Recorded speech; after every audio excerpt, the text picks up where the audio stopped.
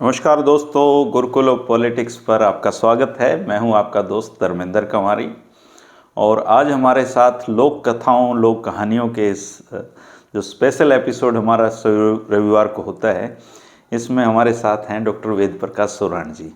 आपका स्वागत है डॉक्टर साहब। नमस्कार जी। गुरुकुल ऑफ पॉलिटिक्स के पाठकों में मैं भी शामिल हूँ, श्रोताओं में कहना चाहिए। वो जो आप कह रहे थे ना, एडी ठठा के बाट दे, तो हम भी एडी ठठा के बाट देखने वालों में से हैं। इस बहाने है ना जी, मुझे तो अपना बचपन जीने का मौका मिल जाता है। बिल्कुल बिल्कुल। और जो सुनी सुनाई कहानियां हैं और ताज़ा हो जाती हैं, बुजुर्गों की यादें ताज़ा हो जाती हैं। इवन जब मैं कहानी सुना रहा होता हूँ तो मुझे उस बुजुर्ग का भी चेहरा ध्यान में आता है जिसने मुझे ये सुनाने वाले की सफलता होती है। ऐसा लगता है जैसे साथ साथ हो। तो यह जो कहानी आज की है जी, यह इस कहानी का जो टाइटल है वो है सोने का नेवला। सोने का नेवड़ा। हाँ जी। नेवड़ा मतलब नेवला जो, अच्छा, हाँ नेवला, मैंने सोचा नेवड़ा। सोने का नेवला। तो ये कहानी शुरू होती है जी महाभारत के दौर में। अच्छा। और कहते हैं कि युद्ध से किसी को कुछ प्राप्त नहीं होता, युद्ध सिर्फ हमेशा हानि ही करता है। और जो लोग चले जाते हैं उनके तो परिवारों की यादें बनी रहती है। और महाभारत एक ऐसा युद्ध था जी, जिसमें भले ही पांडवों को सत्ता मिली हो पर उन्होंने खोया बहुत उस युद्ध में। अपने सगे संबंधी रिश्तेदार सारे खो दिए और कहते हैं कि विधवा प्रलाप ही सुनाई देता था उस समय। तो जब युद्ध समाप्त हुआ तो युद्ध के बाद एक यज्ञ किया गया, अश्वमेध यज्ञ, ये दिखाने के लिए कि हम विजेता हैं, जीत गए और अब हम राज्य का विस्तार करेंगे और राज्य ऐसे संभालेंगे।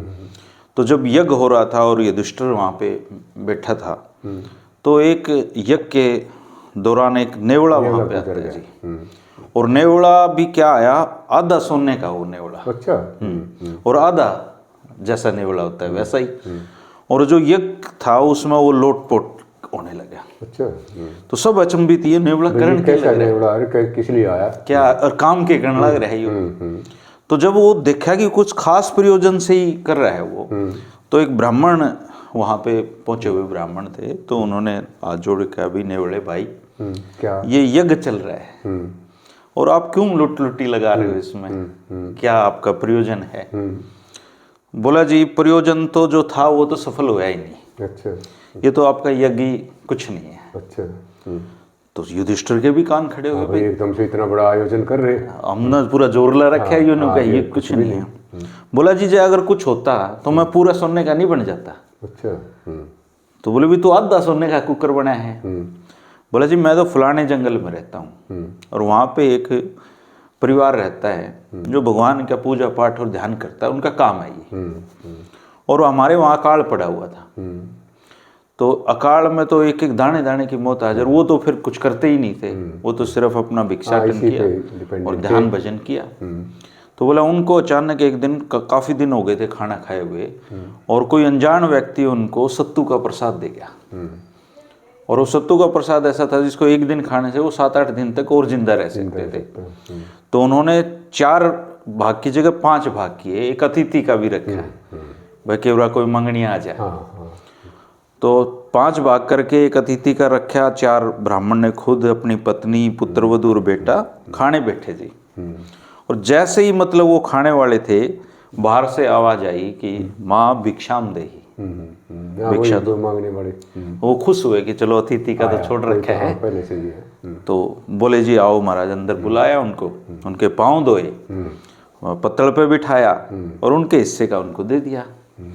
तो वो जो मांगनिया था जी, वो ऐसा था जैसे कई साल का मतलब भूखा हो।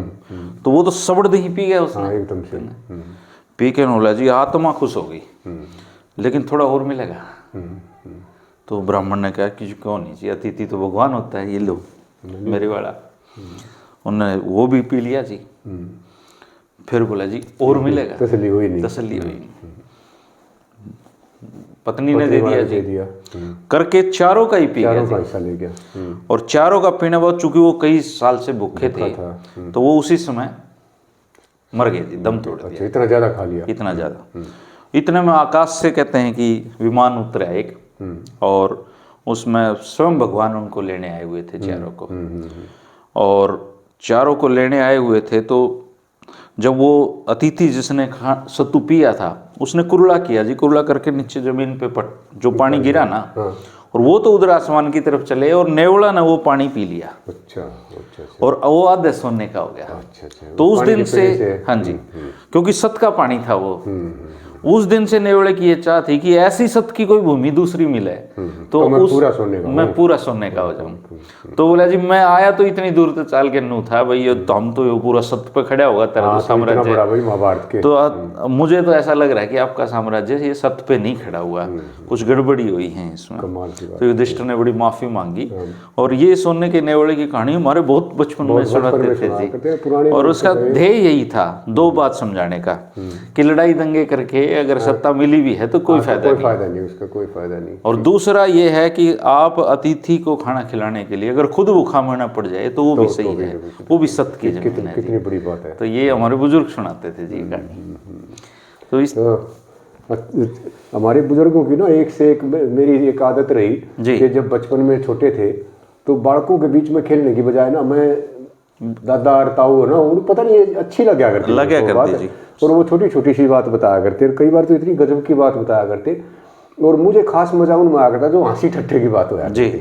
तो एक बार वो के बताने लग रहे कि भाई वो फलाने गांव के ना वो बड़े मजाक किया है। तो उन्होंने किस्सा बताया, मेरे तो कान खड़े हो गए, भाई कोई बड़ी ऐसी बात बताओगे।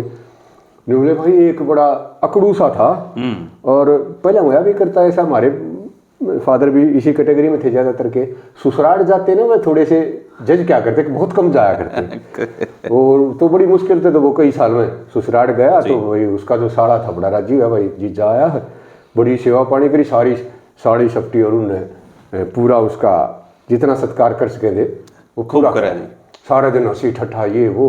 और पुराने ज़माने में ना टीवी थे ना कुछ और थे बोला, उस टाइम तो ये था। तो अगले दिन तरके साड़ा ने सोची कि जीजा सारे दिन अड़े बैठे बैठे बोर हो जाओगे, चलो ना खेत में मैंने भी वो गवार थोड़ा सा है वो काट के लाना है और आप उड़े अच्छी हवा पानी होगा। और बोला वो सुरपा नाम था उसका। तो सुरपा बोला गाड़ी में बैठा लिया, उन्हें 2 लड़े घेर लिए 2 और जुआ धर लिया और गाड़ी में बैठा के खेत में चले गए। और खेत में जाके बोला उन ताई तो बटे उताई सुरपे ताई तो वो 2 लड़ा बिछा दिया शीशे में, कहते तू थोड़ा आराम कर ले। और उसने कोलड़ी जोड़ के अपने गवार का तो पीछा है 5-4 चक्रा में जल्दी निकलाया। तो बोले आधे घंटे तो उसने साड़ा ने उसके ऊपर गवार के ऊपर जोड़ा और फिर कहने लगा जीजा तू 1 मिनट इन बड़ा दाना आँख दे तो मैं उगटी ला दूँ तेरे कुएं पड़ते। तो उन्होंने की बात करे तू बेइज्जती करेगा, बोला ससुराल में मैं कोई गाठा आँखूंगा।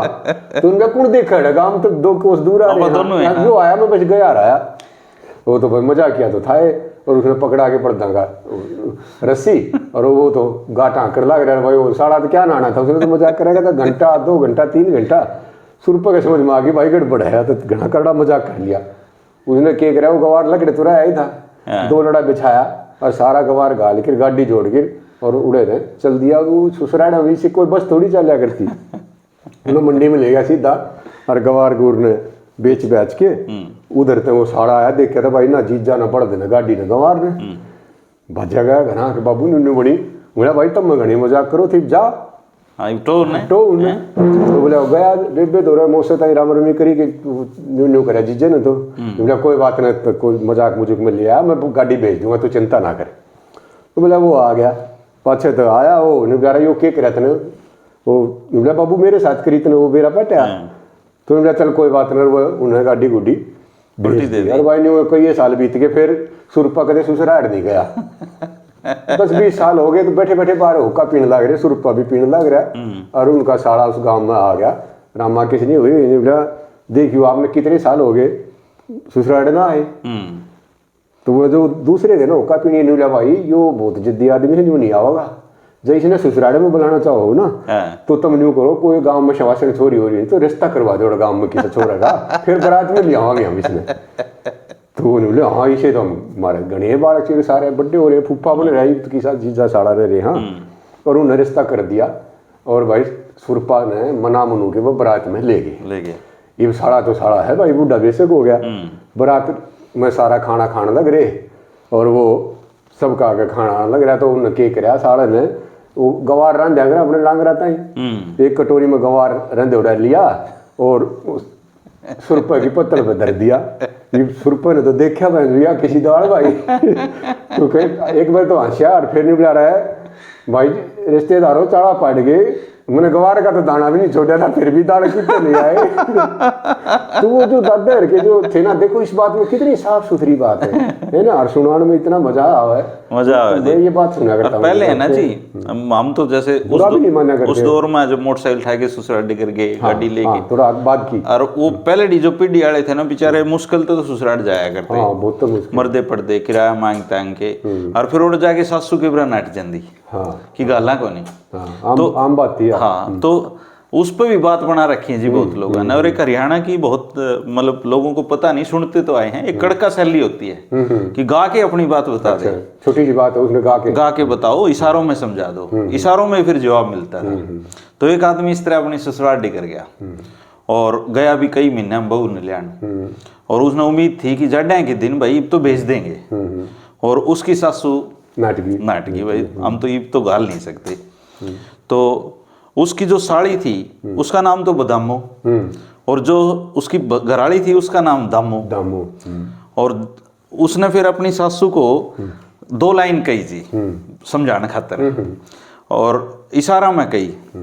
तो उसने कही कि उड़ता पंछी बोल रहा है, ईब का पाड़ा खूब पड़ेगा, दोनों जने मिलके सोइयो, नहीं तो एक जरूर मरेगा।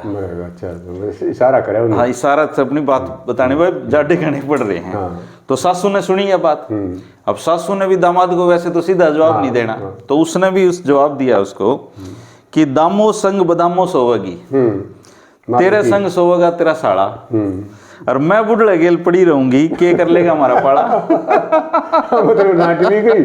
और ये से तो जरे मजाक हुआ। फिर किसानों ने ना वैसे तो भोले भाले होते हैं, एक मैंने पता नहीं कहाँ इस तरह का सुना था कि भाई अकबर कह लो या कोई राजा कह लो, करते करते वो इतना दूर चला गया कि भाई प्यासा मरने लग गया जी।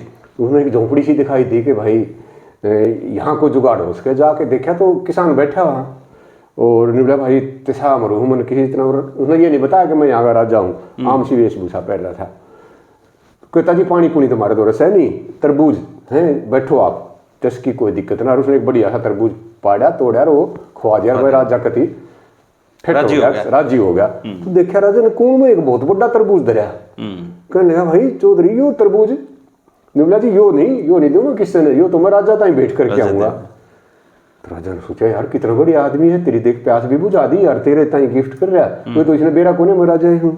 बोला भाई राजा ने देने जाकर उसने ना लिया तो फिर क्या करेगा, बोला ना लिया तो उसकी इसी तीसी कराओ, अपनी अपने ले आऊंगा। तो राजा ने बात आई गई हो गया, अगले दिन वो किसान धर के सिर के ऊपर तरबूज ने राजा के दरबार में पहुंच गया। इब दरबार में चला तो गया, जब भीतर जा लिया तो उसने देखा यार ये तो वो आदमी है जो काल था, ये उल्टा भी नहीं आ सकता। तो राजा तो जाके भेंट करा, बोला जी आपके चरणों में सबसे मीठा तरबूज है, मैं आपके लिए लाया हूँ। समझ तो दोनों गए थे।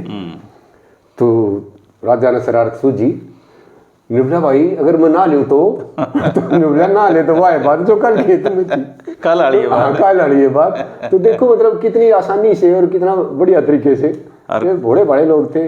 और पहले कई बार है ना जी कि ये जो कहावत बनी है पुरानी, इन कहावत के पीछे कोई कहानी होती है। वैसे नहीं बनती। एक कहानी यार, उसके लास्ट में देखियो आपने कैसी कहावत मिलेगी। एक बुढ़िया थी एक गांव में, अंधी, परिवार में कोई था नहीं, और उसके गुजार बसर का कोई साधन नहीं था, लेकिन गांव का आदमी की जिम्मेदारी थी कि गांव का आदमी भूखा नहीं सो, ध्यान रखा करते। तो एक बढ़िया था, वो बढ़िया उसको, उसका कुनबा था बड़ा बढ़िया का।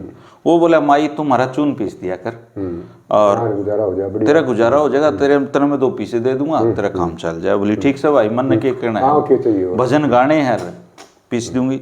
तो वो गेहूं दे जा, और वो अपना भजन गांधी रहे पीस से, और वो पीस दे दे, कोई बालक ने भेज दे, वो अपना तासड़ा उठा ले जा।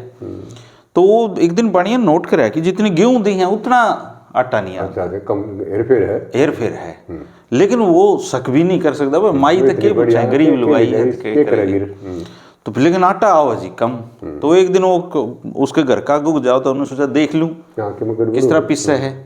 तो वो देखने गया तो हुआ तो अपना भजन गावा है, और वो आटा में कुत्ता लाग रहा गेला है। तो तब यह कहावत बनी जी, अंधी पिस्से कुत्ता खाओ। देखो कितनी मतलब सटीक उससे है। ये तो पुरानी चीजों का ये तो है ही जी। और इसी तरह ना एक वही है कि बालक था थोड़ा सा ज्यादा समझदार सा था, और वो हमेशा ही इस तरह की कंपनी में रहा था। अपने तो बड्डिया का दौरे बैठा करता जी। तो सारे दोस्तों में भी उसका नहीं होया करता कि भाई वो तो घना समझदार था अपने में। तो उसके डब्बी ने बल्द खरीदना था। यार राम कुमार चल न मेरी मदद कर दिए, तड़के उड़ो चलेंगे, मैं हाँ तू जानकार है, तेने तू घना पार किया भाई बाबू और दौरे बैठा रहे। निवड़ा भाई मैं तो मेरे बाबू ने पूछा बिना तो ना जा, वो तो खेत में जा रहा है। सांझ में बाबू आ गया तो कहने लगा मेरा डब्बी आया था, नहीं बता बल्द खरीदना मैं, तू मेरी साथ है। तो उसके बाबू ने कहा भाई सही है जाया, तेरा भी अच्छा कल तन्ने भी बल्द खरीदनी है, तेरा अच्छा भला प्रैक्टिस हो जाएगी, तेने अनुभव आ जाएगा इस बात का, चले जा। चले गए जी तड़के अपने रोटी बांध के, पुराने टाइम थे, दोनों अपना डब्बी राम कुमार दोनों चल दिए। 5-7 कोस गए तो भाई भूख तो लगनी थी। तो उन्हें देखा एक कोई रूंगसा था और साथे कुआ था, उड़ा बैठ के खाना खाने ही बैठे थे। तो राम कुमार का डब्बी ने देखा भाई कुआ बचार सुथरी पनी आ रही है, चल न बात करा। तो ना भाई उल्टे सीधे पंगे ना लिया करें, मेरा बाबू ने मेरे ताइयों कह रखी है कि 4 कदम कांटिया ते टलिए और 8 कदम लंगवाड़िया थे और 12 कदम तिरिया ते टलिए और 16 कदम पवाड़िया थे। भाई मैं पवाड़े में नहीं पढ़ू, मैं यार के बात करे आज के मेरा कोई सूत बैठ जाए अपना भी ब्याह सगाई हो जाए, क्यों ना मान्य। और राम कुमार नाटिका साफ ना भाई मैं नहीं जाता, न जाना हो तो जा। वो चला गया जी मत करके, और जाके उसने राम रमी करी तो वह भी आम पनियारी ना थी। उनमें एक दिन कौन सी राम राम करे तू, तो उड़ गया। मैं सोचा यार ये तो पंगा पड़ गया, मैं किसका नाम नहीं, चारों एक तो एक सूत्री भी और भाई ज्ञानवान भी, और इस तरह का उनका ओरा चेहरे पे तेज। घबरा गया, नहीं बोला 1 मिनट रुको मैं अपने डब्बी ने बुला ले। बाजा है राम कुमार दोनों भाई गलती होगी, फंस गया मैं तो, तू चाल। वो गया राम कुमार ने भी जाते राम रमी करी तो वाह बात उन्हें पूछी भाई कौन सी करे है। तो राम कुमार बोला मैं जब तो बताऊंगा, जब तुम मैंने नहीं बताओगे सो कौन था। तो उनमें तो पहली ने बताया कि मैं हूँ बेमाता और मेरा काम है मैं कर्मा के आधार पर किस्मत लिखा करूँ। अच्छा जी। दूसरी वो कहने लगी मैं हूँ सरस्वती, विद्या की बुद्धि की और सारा जिम्मा मेरा है। और तीसरी हूँ मैं हूँ लक्ष्मी, मैं धन दान गरीबी अमीरी का सारा हिसाब किताब मैं करूँ सू। और चौथी ने बताया कि मैं हूँ होनी, जो होनी है उसने कोई टेटाड़ कर सके वह मैं हूँ। तू ही बता कौन सी ने राम राम करे। तो उसने सोचा, वो कहने लगा देख या जो वे माता है ना तन्ने तो मैं राम राम करूँ नहीं, तेरा तो मेरे बेरा है काम हो लिया, तुम तो लिख दिया जो लिखना था लिख दिया। पाछे से शिवजी और जोटा तने एक उसमें बे माता ने लिखे थे। और वो जोटा तो क्या काम आने का ना था, शिव जी की पूजा में इतना टोटा आ गया। तो किसी ने बताया भाई तेरा क्या होगा, तो उसने किसी विद्वान आदमी ने सलाह दी कि भाई न्यू कर तू इस जोटा ने बेचना काट दे। अरे बे माता कह जा रही है जोटा तेरे दौरे रहेगा तो कि मैं चवन्नी अठनी आ जाएगी। बोला तेरा तो सारा हिसाब किताब उस विद्वान ने खत्म कर दिया था, तेरे दौरे राम रवि तेरे तक देने का कोई फायदा नहीं। तो उसने लगा यार तो बुद्धिमान आदमी है, इसका तेरा नाम लेगा बुद्धि वाली सरस्वती तैयार होगी। तो सरस्वती तई कहने लगा ना तन्ने भी कौन करूँ, तेरे तई तो इनके पांडवा के वंश में कोई हुए थे जिनका कोड था, और उन तई तेरे बुद्धि का आधार पर ये कही थी कि भाई तेरा कोड है ना, मैं तेने कहानी सुनाऊंगी और वह कहानी जब तक तेने लग गया साची इतने तो तेरा कोड जड़ता जाएगा, जब तेने लग गया झूठ बोला है तो उससे टाइम तेरा कोड ठीक होना बंद हो जाएगा। और बोला तो तेरी साथवा जो बनी थी वह यह थी कि जो कहानी सुनाने लग गया तू कहानी सुनाई गिरो सुनेगा यार, फिर जब तेने न्यू कही ना भीम ने ठा के मारे 18 हाथी फेंक दिए। भाई वो नहीं बोला जी याद ना जस्ती। तो बोला मैंने फिर तेने न्यू कही थी कि मैं सिद्ध करूंगी, फिर तेने सिद्ध क्यों कर करी। बोला तू बोली अगर देखो आज के दिन में सैटेलाइट जाने लग रहे हैं ऊपर, तो सैटेलाइट जब फेल हो जाए तो उल्टे भी तो आप पड़े सके। हो सके हाथियां का नाम सैटेलाइट धर रहा है वो। बोला तेने जचा दी थी, बोला तेरी बुद्धि ना उड़े काम को नहीं आई, तो मैं तेने भी राम रमी नहीं करता। तो ये बच गई सरस्वती और होनी। तो सरस्वती ने सोचा भाई ये तो तेरा नंबर आ गया। तो सरस्वती तय कहने लगे रिश्ता ही, लक्ष्मी तय कहने लगा ना तेरे ताई ना करूँ। विष्णु ने जब तेरे ताई ताकत दी थी ना तो यूँ कहते भाई चारों वर्णा ताई बराबर बराबर धन दिए। और बोले तू वैश का आई थी शुरू में और सेठ के उड़े रुक गई और वो तेने बेवकूफ बना गया कि मैं तरह के पूजा कर एक बार दुकान का चक्कर मारे हूँ फिर चली जाइए तू। और बोले वो दुकान पर तो कदे आया ना दोपहर तो बीच में आना नहीं यार, तड़के वो पूजा का नाम पर चला जा, तू अपने तिजोरी में बंद कर ली।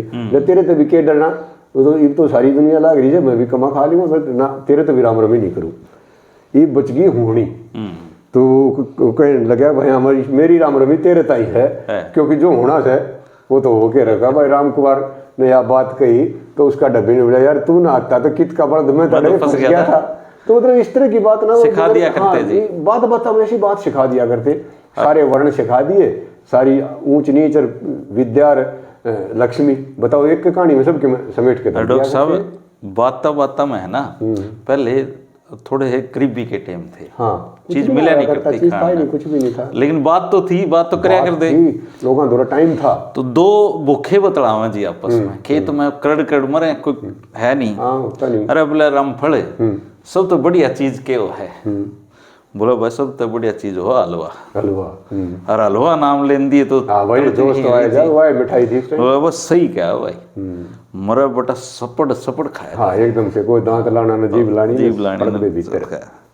अरे बोला सपड़ हलवा तो गले में तेनू जाओ है जनो लुल्ला आदमी पैड़ी चढ़ता था सीधा अनुप्रास। अब देखो अब चीज की कल्पना है कि हलवा खाओ है इस तरह कि लुल्ला लंगड़ा आदमी पैड़ी चढ़ता था, कितनी बढ़िया, क्या बोलते हैं इसको भाई, कंपैरिजन देखो, हाँ बढ़िया वो था ना। गांव में पुराने टाइम में तो बारात जाया करती, आमतौर पर प्रेस में रुका करते, प्रेस की जेब वो धर दिया करते, ड्राम धर दिया करते, सब नहाया धोया करते। सांझ इसी का टाइम 4-1 बजे बारात गई तो सब नहाने धोने लग रहे, और उधर से खेत में से हाड़ी आ गया। ये भाड़ी तो बेचारा तड़के ही जा है, दोपहर सांझ ताई तो उसका कति गोडे टूट ले, धूल चढ़ रही गोड्या ताई, आधी के बाद धोती सी ऊपर कर रहा, और वो जो बर्तन के पीछे के गंडे छकाया करते ना, उसमें हाड़ा टांग के और वो घसड़ा के रहने लग रहा, पछे वो किसान जाने लग रहा कंधे पर अपने जुआ जावा दूसरी जो चीज थी वह धर रहा जे के ऊपर। बाकी बराती तो बैठे जिसका ब्याह था ना वो भी बैठा, उसने देख के किसान ने और हंस पड़ा, बोला भाई चाड़ा से आदमी भी से इस गांव में तो बटे उठा भाई गराड़ में। तो उसने मुड़ के देखा किसान ने, यार कहे तो दिस ने गलत बात कोई बात लेकिन लागे तो बटे हुए थे, वो थोड़ा सा आगे गया था ना यार बटे उसे क्यों होया, वो बंदा छोड़ के उल्टा आया, नहीं बोला कौन सा है बटे, नहीं बोला हाँ मैं हूँ बता के बात है, नहीं बोला तू नहीं कहता ना इसे आदमी है और तू मैंने देख हंसे था, बोले हाँ तो इसे आदमी मैंने तो कितने देखे ना थे, नहीं बोला तू डेट जा थोड़ा सा, तेरे बहू जब घर जाएगी ना घूंघट उठा के देखेगा, इसी काली घुप सके हमारे गांव में इतने काली छोरी नहीं, सारी उम्र नहीं हंस सका तुमको।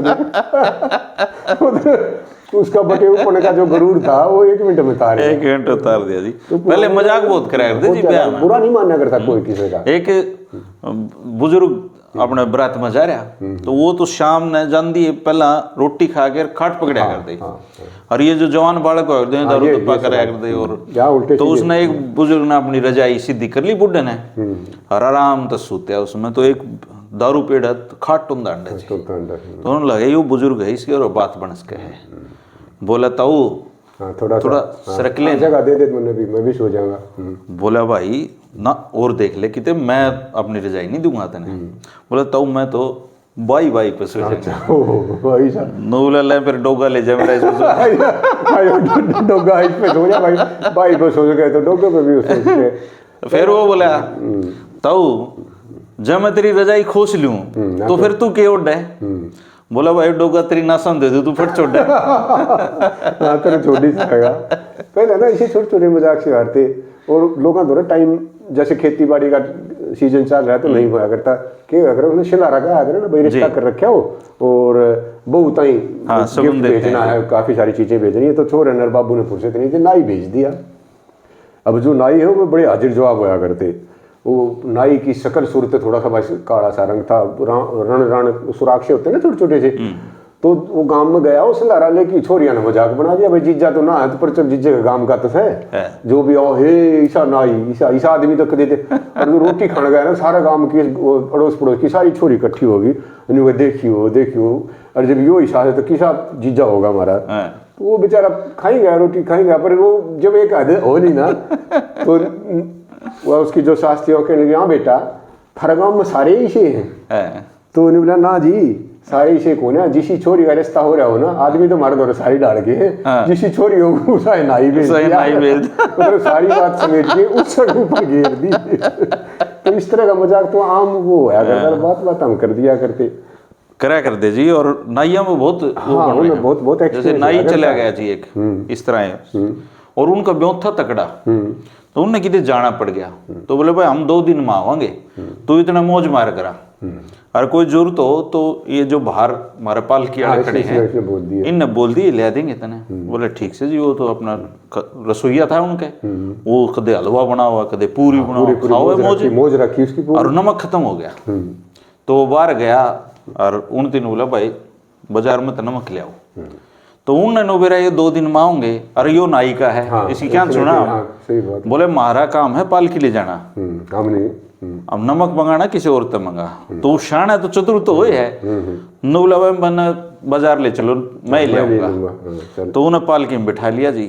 उस दुकान पे जाओ, नमक देखना पसंद को नहीं आया। अब नमक का के पसंद ना पसंद, वो शाम तक घुमाए कर तोड़ दीजिए उनकी। नमक तो नोबले जी नमक के में मंगा लिया, हम ले दे देंगे। उनका ऐसा काम कर दिया भाई, आगे तो नाटेंगे नहीं। तो ये हमारे जो पुराने थे ये हंसन बोलन खातिर होया करते जी। एक में न्यू है किसी ने वो कर रखा कि भाई देखो मैं खर्चा पानी ज्यादा नहीं करूंगा, मैं तो 1 रुपये की सगाई लूंगा और 5 बरातियां तो फालतू बराती नहीं ले जा। तो भाई बड़ी अच्छी बात है। तो सब छोरी आड़ा भी राजी भाई, सारा देश राजी, सस्ता सौदा भाई बढ़िया हो गया। ब्याह था हो गया, वो बहू लेने महीने 2 महीने बाद जैसे पुराने टाइम में हम गया करता, वो गया तो भाई इज्जत करी, सारी साड़ी सपटी सारी आ गई, जीजा न्यू खा ले, जीजा न्यू खा ले। पहले तो तड़के खुआ दिया मेरा, फिर दोपहर खुआ दिया, और सांझ में भी लाड बना, एक रसगुल्ला तो खाए ले, फलाना तो खाए ले। तो बड़ा बड़ा जीजा वो भाई खाई गया। इब रात ने 9 बजे 1 लोटा दूध का भी पै दिया। इब जीजे का दिशा काम कर दिया कि उसका वो टेंडर गया जी, हाँ सब उल्ट हो गया भाई, उन्होंने उल्टी कर दी, सारा बिस्तरा भर गया। और तड़के जब आया ना 4:30 लेगी तो देखा भाई वो तो शरीर उतर रहा है। उसने अपनी बेबे तक ये देखियो कि हाल कर रखा है इसने बटे हुए।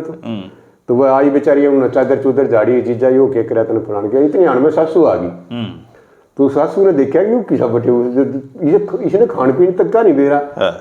तो वो कहने लगी बेटा यो भी तने के करे, तू नाट जाता के बटे हुए हमारा पल्ले पड़ गया तो छूटता नहीं हो जाए। 1 रुपये की सगाई में और 5 बरातियां मोदी साहब बटे हुए लगा कोई खर्चा करते तो ढंग का मिलता।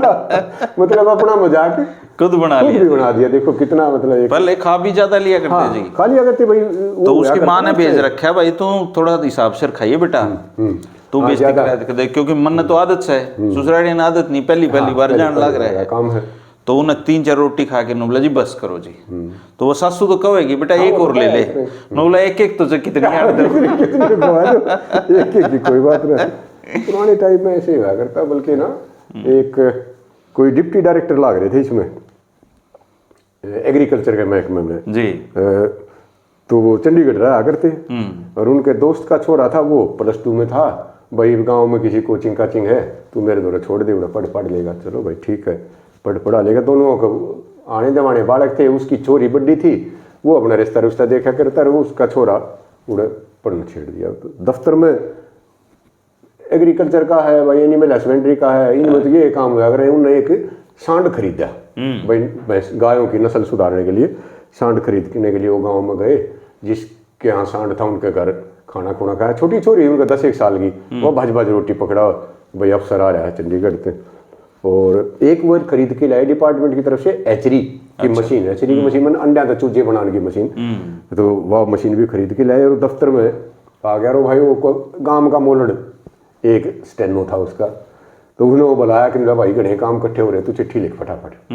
पहली चिट्ठी उसने लिखवाई कि भाई सबसे पहली तो यह चिट्ठी लिख दे कि तेरा छोरा जो है ना ठीक ठाक पढ़ाई करने लग रहा है, मस्त है, तू चिंता मत करिए, वो बड़ा अफसर बन जाएगा।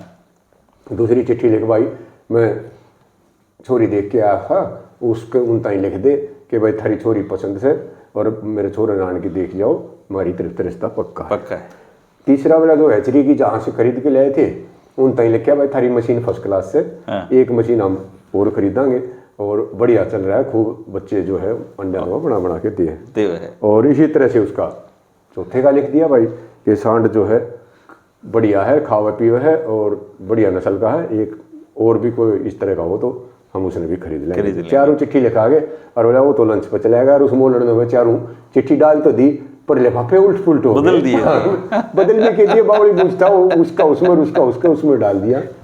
तो पहली चिट्ठी पहुंची उसके दोस्त के घर कि भाई तेरा जो छोरा है वो सांड वाली चिट्ठी उसके घर पहुंच गई और पढ़ा है, अरे ईशा एक सांड हमने और हो तो उसका जवाब आया, भाई मेरे छोरे ने सांड ला रहा है तो और भोजन का तो बात छोड़, तो मेरे छोरे ने फटाफट बस में बता दिया। अच्छा भाई, दूसरी चिट्ठी उसका घर भेज दी जिसके एचडी की मशीन खरीदी थी, तो उसमें लिख रहा क्या भाई तेरी छोरी का रिश्ता पक्का समझिए। तो उसका जवाब आया कि तू बड़ा बकवास आदमी है यार, इतना बड़ा अफसर हो गया और मेरी 10 साल की छोरी है, तू रिश्ते के बारे में बात कर रहा है। तो तू उसका भी काम बिगाड़ दिया। और बोला तीसरा उसका घर भेज दी, जिनका सांड लिया था उसका चिट्ठी भेज रहा कि तेरा जो सांड लिया था ना वो मस्त से और पढ़ने लगे मैं ठीक से। और दूसरा तो कोई और भी भेज दिए। उन्होंने लिखा कि सर अगर ऐसी बात है तो हमारा बछड़ा तैयार होने लग रहा है, सांड ने भी पढ़ा।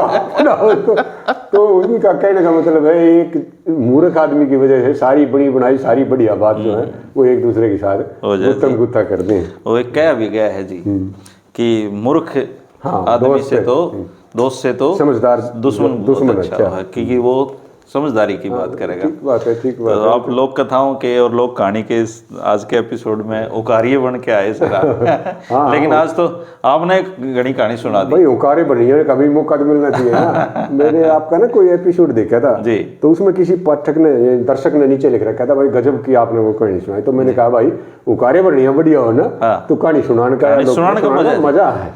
ये तो जी अगर उकारा नहीं भरता कोई ढंग से तो कहानी नहीं सुना सकता आदमी। वही है जैसे कोई कवि हो कितनी बढ़िया बोलता हो, ताली बजानी है ना, अगर वाह वाह नहीं करेगा तो कैसे कर देगा। तो फिर तो उकारिये का तो कहानी सुनाने वाले तो ज्यादा रोल है जी, बहुत फर्क पड़ता है उससे। और उकार भरना सम्मान की बात है जी, कि भाई मैं बात का महत्व दे रहा हूँ और उत्साह बढ़ता है जी उससे। उस हिसाब से तो देखा जाए ना बहुत सारे लोगों को बात करनी नहीं आती, वो इसीलिए नहीं आती कि वो बात इतनी बोरिंग होती है अगला उकारे भरना छोड़ जाए। और एक वो इसका बहुत दर्शकों ने शायद पता भी ना हो जी, पहले जब हम कहानी सुनाया करते तो कहानी सुनाते हुए दादी नानी इस तरह शुरू करा कर दी कि रात घनी हो गई थी भाई, और चक्कू और चक्वी ने नींद नहीं आ रही थी। तो चक्वी ने कहा चक्वे से, और चक्वे कि मैं बात सुनाने टाइम कट जाएगा। तो उन्होंने कहा चल चक्वी तन नींद नहीं आ रही है तो मैं एक बात सुनाता हूँ। तो चकुआ बात सुनाया चक्वी यहाँ पर करती, और जो दूसरी कहानी सुनने का मन होता तो चक्वी गया करती। चक्वी तने बहुत बढ़िया कहानी सुनाई पर नींद फिर भी नहीं आई, एक बात और सुना दे ताकि मैंने नींद आ जाए। कितना बढ़िया तरीका था और कितना, और हम नो उकारे भरा करते हाँ ना नहीं, हाँ ना नहीं, अरे इतनी उत्सुकता होया करती एक और सुना दे, एक और सुना दे। पता नहीं भाई ना वो दादी रही ना वो नानी रही है। चलो जी फिर इस बहाने लेकिन इस बहाने हमको चीजें तो हैं ही जी। हमारे गांव में ईश्वर कुमार होते थे जी, और ईश्वर कुमार इतने अच्छे कहानीकार थे, अगर वो आज जिंदा होते तो आज उनको करोड़ों लोग देखते जी। मतलब अगर वो कहानी सुना रहे होते तो रोंगटे खड़े हो जाया करते जी। ये कहानीकारी की सफलता होती है भाई, आपको ऐसा लगेगा जैसे उस दृश्य के अंदर से हम गुजर रहे हैं। वहां उनका तरीका ही अलग था जी। और हम बालक थे वो किसी बूढ़े मरने की बात देखा करते जी, वो मर्दे तो वो रात में कहानी सुनाना था टाइम पास। और 12 दिन 13 दिन जब तक वो रहता तो वो शाम को 7-8 बजे बैठा करता और पूरा सुबह तक सुनाया करता जी। कितना और मतलब संस्कारों का सीधा संबंध था जी। और उसके गेले हमारे भाई थे एक मेवा सिंह, वो पक्के उकारिये थे उनके, वो उकारे भरते वो कहानी स्वाद आता और कितनी ज्ञान की बातें सहज तरीके से। और कहानी सुनाने से पहले पूछा था भाई उकारिया कौन है आज का, तो मेवा सिंह उकारिया हुआ करते।